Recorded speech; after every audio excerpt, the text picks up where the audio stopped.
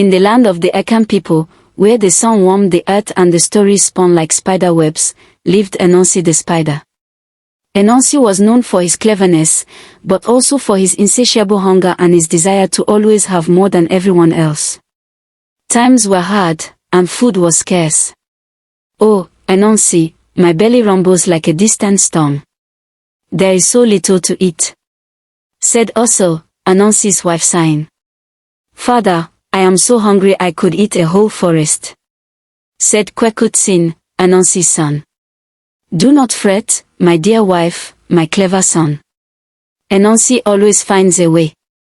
I shall go into the forest and see what I can find. Perhaps the spirits of the trees will guide me," said Anansi to his family. Anansi wandered deep into the forest, his stomach aching, his mind churning with schemes. He searched under bushes, climbed trees, but found nothing.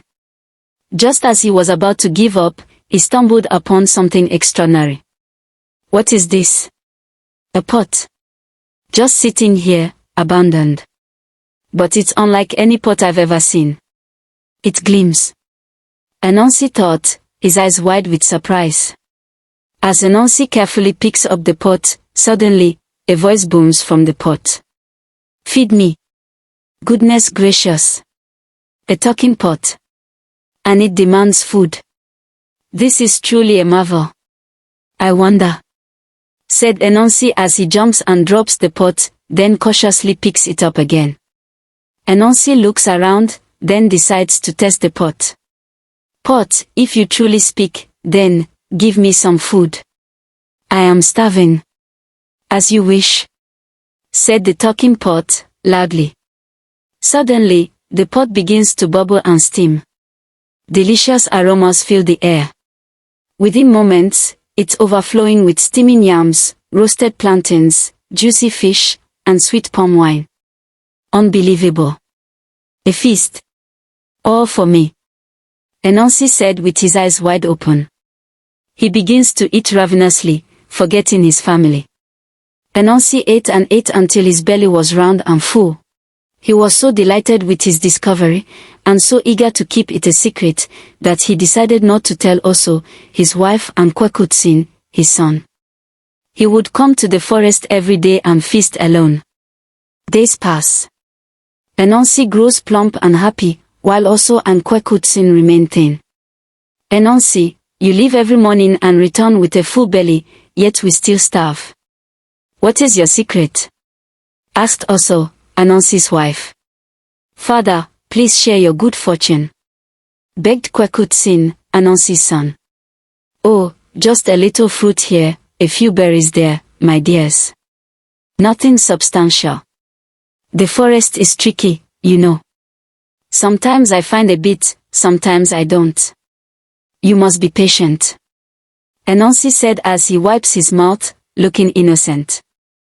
But Kwekutsin was not so easily fooled. He noticed his father's round belly and his secretive manner. One day, he decided to follow Anansi, his father. "Oh, my wonderful pot. I'm hungry again. Feed me." "As you wish," replied the talking pot. The pot fills with food. Anansi begins to eat.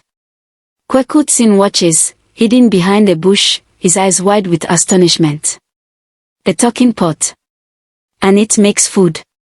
Father has been keeping this secret from us. I must tell mother, whispered Kwekutsin to himself as he rushed back to the hut. Mother! Mother! I know father's secret. He has a magical talking pot in the forest that makes endless food. He eats it all by himself. A talking pot. My husband, so greedy. Show me, my son. Also and Kwekutsin follow Anansi's tracks to the spot where he left the pot. Anansi was still eating. Look, mother. There it is. Anansi. How could you be so selfish? Your family starves while you feast like a king. Also said angrily. Also. Kwekutsin. How did you find me? Anansi said startled as he turns around with food still in his mouth. Your own son, whom you let go hungry, exposed your greed. Now, tell us about this pot. It's a magical pot. You just say, feed me, and it fills with food. But be careful, it's very special. Replied Anansi as he sighs, defeated. Well then, pot, we are hungry too. Feed us. Also said as she approaches the pot cautiously. As you wish. Replied the pot, loudly. The pot immediately fills with a magnificent feast. Also Ankwekutsin gasp in delight and begin to eat. Anansi watches, slightly annoyed but also relieved that he no longer has to hide his secret.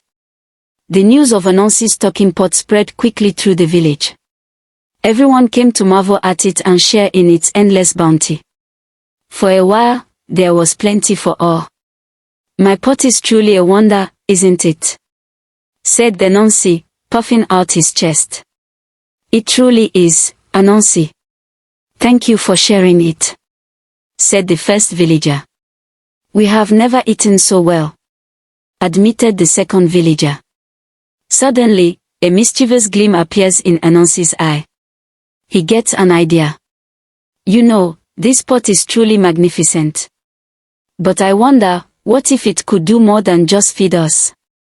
What if it could produce things? Anansi said as he clears his throat. Anansi, what are you scheming now? Just be content with the food. Replied also, Anansi's wife. Pot. My wonderful, magical pot. I command you.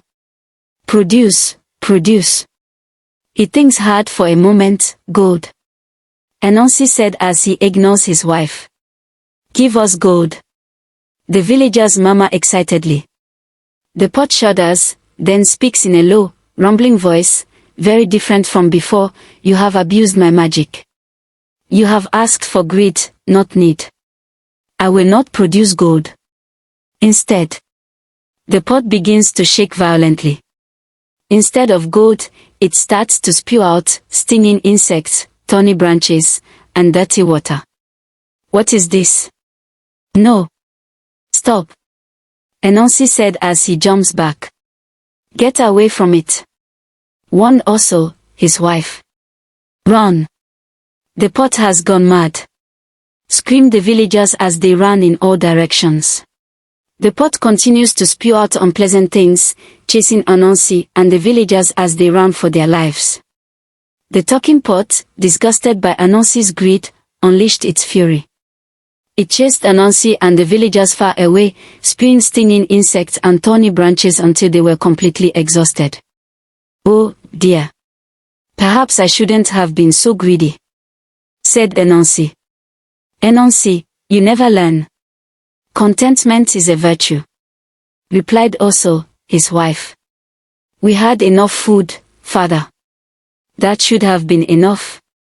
Said Kwekutsin, his son. And so, the talking pot, having taught Anansi a harsh lesson about greed, disappeared as mysteriously as it had appeared. Anansi and his family returned to their simple lives, a little wiser, and a lot more appreciative of what they had. From that day on, Anansi thought twice before letting his greed get the better of him. The end. Thank you for watching. Please show some love by hitting the like button, subscribe to join our growing family and turn on your notifications so you never miss the next story. To all my returning subscribers, your love keeps this channel glowing, and to all my new subscribers, I welcome you to a safe place for interesting African stories. I will see you in my next story. Bye for now.